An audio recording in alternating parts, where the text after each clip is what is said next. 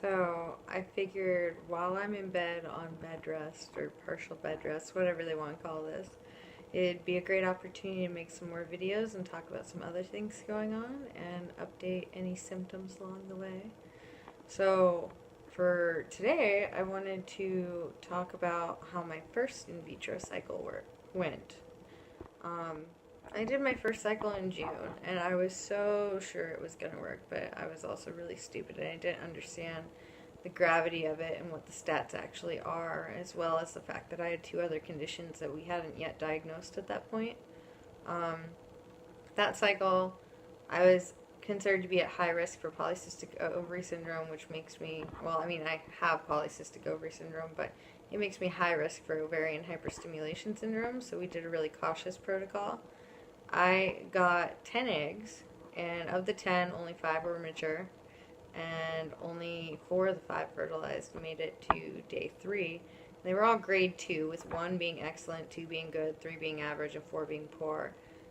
We transferred 3, and none of them took. It was a fresh cycle. At the time, we didn't know that I had an autoimmune disease, and we didn't know I had a clotting disorder.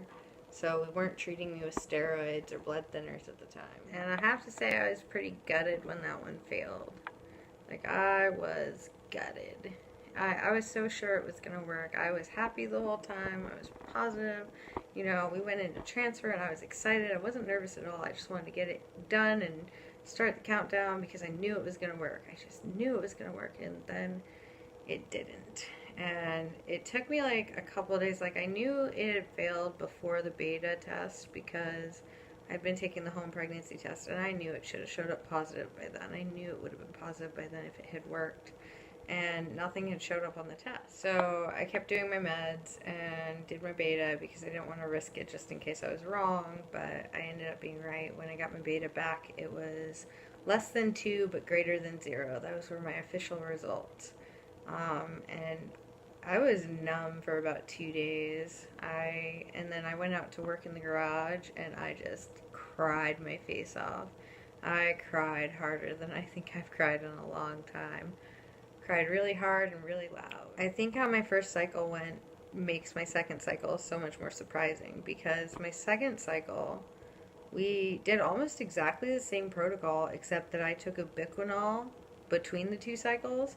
And instead of doing 150 units of Gonal F on the first 5 days, I did 225. Everything else was identical. I went in with 12 follicles. 10 were mature and ready. 2 were a little smaller. We came out with 20 eggs. Now, keep in mind that cycle wasn't all roses because I had so many things go wrong during that cycle. So many things went wrong. When I got here, I was supposed to get my period before I got here, and it didn't happen. Just didn't happen. I ended up here like 2 weeks before I even got one. I ovulated through the birth control, and so it didn't do its job. Which ladies that rely on birth control, you might want to check that. It was a less. Anyway, I mean, I had setback after delay after delay, and I feel like the only good thing that came out of that cycle, the only thing that went right, was that I got so many eggs.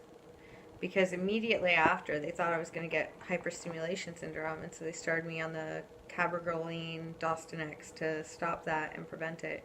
And then we got my blood work, and I wasn't going to get OHSS, but I did have really high progesterone, which meant that I had to freeze all my eggs. Because my progesterone was so high, it was 19.8, we had to freeze all the embryos.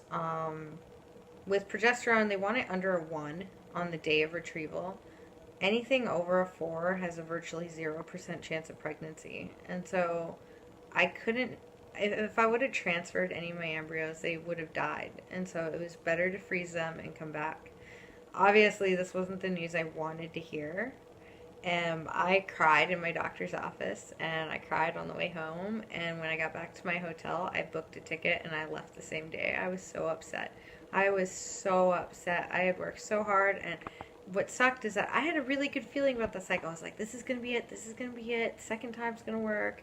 And everything went to hell in a handbasket. And so here we are now doing the frozen cycle, and everything has been textbook perfect. And it's so crazy because every time I've gone into that office, I've been waiting for the shoe to drop. I've been waiting for bad news.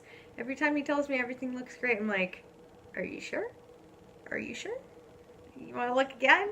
Because like I don't know, I feel like I expect bad news now, and I know I shouldn't, and this is a different cycle, different point in time, different factors, but I mean, it's really hard to get past something that upsetting and that disappointing. So yeah, there you have it, my 3 cycles of IVF in a nutshell.